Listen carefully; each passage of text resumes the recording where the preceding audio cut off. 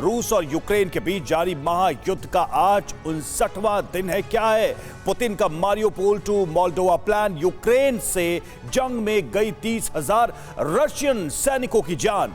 रूस के वॉरशिप को डुबाने के बाद यूक्रेन के मॉस्कोवा को सांस्कृतिक विरासत की मान्यता दी और मारियोपोल में जंगी तूफान के बाद खुले स्कूल और युद्ध के बीच शांति की आहट। पुतिन से मिलने के लिए मॉस्को जाएंगे यूएन चीफ गुटेरेस। रूस यूक्रेन जंग से जुड़ी खबरों के लिए देखते हैं रूस वर्सेस यूक्रेन टॉप 9।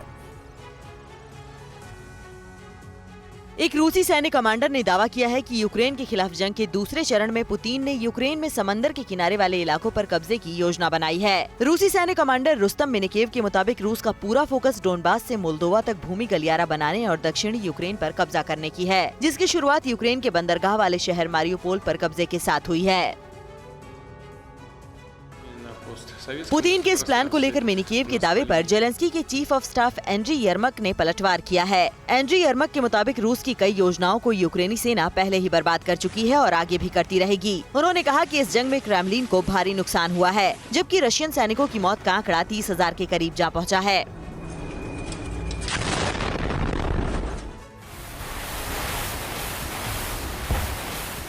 रूस यूक्रेन जंग के करीब 2 महीने बीतने के बाद संयुक्त राष्ट्र महासचिव एंटोनियो गुटेरेस अगले हफ्ते मॉस्को का दौरा करेंगे। इस दौरान उनका स्वागत रूसी राष्ट्रपति व्लादिमीर पुतिन करेंगे, जिसके बाद गुटेरेस एक कार्यकारी बैठक में हिस्सा लेंगे। करीब हफ्ता भर पहले गुटेरेस ने पुतिन और जेलेंस्की से शांति वार्ता के लिए मॉस्को और कीव दौरे पर जाने की बात कही थी। ऐसे में यूएन चीफ का ये दौरा काफी अहम हो सकता है।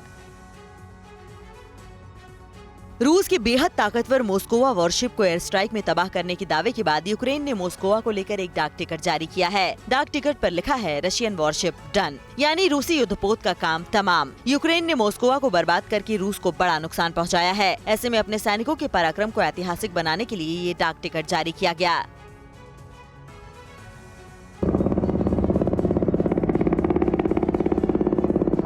जंग के दूसरे दौर में रूस ने पूर्वी यूक्रेन के डोनबास इलाके में हमले पहले से तेज कर दिए हैं। यहाँ रूसी सेना के साथ साथ उसके समर्थन वाली सेनाएं भी पहुँच रही हैं। कालमेकिया आर्मी की एक टुकड़ी यूक्रेनी सैनिकों के खिलाफ लड़ने के लिए डोनबास पहुँच चुकी है, जबकि रूस के KA-52 और Mi-28N हेलीकॉप्टर्स ने यहाँ पहले ही मोर्चा संभाल रखा है। रूस के इन हेलीकॉप्टर्स ने यूक्रेनी सैन्य ठिकानों पर जबरदस्त बमबारी की है।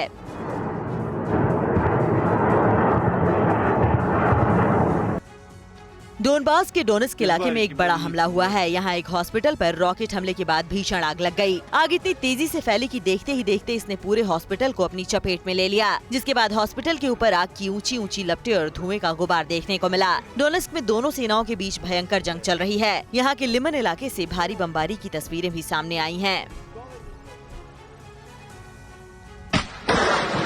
यूक्रेनी सेना खार्किव इलाके में ब्रिटेन से भेजे गए man portable air defence system यानी मैनपैड्स का इस्तेमाल करते देखी गई। यहाँ इस यूक्रेनी सैनिक ने ब्रिटिश मैनपैड से हमला करके हवा में उड़ रहे रशियन ड्रोन को ढेर कर दिया, जबकि एक और हमले में रूसी टैंक को निशाना बनाया गया। यहाँ यूक्रेनी सेना ने एंटी टैंक गाइडेड मिसाइल से रूसी टैंक को तबाह कर दिया। ये रूसी हमलों के बाद मारियोपोल शहर की तस्वीरें हैं। जंग की सनक ने एक बसे बसाए शहर को खंडहर में तब्दील कर दिया। यहाँ तबाही मचाने वाली रशियन सेना की टुकड़ियाँ अब यहाँ से आगे बढ़ने लगी हैं, जबकि मारियोपोल के जो हॉस्टल में लड़ाई अब भी जारी है। स्टील प्लांट में छिपे यूक्रेनी सैनिकों पर लगातार हमले हो रहे हैं। रूसी रक्षा मंत्रालय के मुताबिक यहाँ जब तक यूक्रेनी सैनिक सरेंडर नहीं करते तब तक संघर्ष चलता रहेगा। मारियोपोल पर रूसी कब्जे के दावे के बीच रूस के रक्षा मंत्रालय ने एक स्कूल का वीडियो जारी किया है और दावा किया है कि यहाँ लंबे वक्त बाद पढ़ाई शुरू की गई। हालांकि शुरुआत में यहाँ सिर्फ 30 मिनट तक ही क्लास चलाई जा रही है। रूसी रक्षा मंत्रालय के मुताबिक यूक्रेनी राजनेता रूसी सेना की बर्बरता के बारे में चिल्ला रहे हैं, जबकि यहाँ जीवन सामान्य हो रहा है। लोग धीरे धीरे शहर की ओर लौट रहे हैं। अड़ी सोमवार से शुक्रवार शाम 6 बजे सिर्फ TV9 भारतवर्ष पर।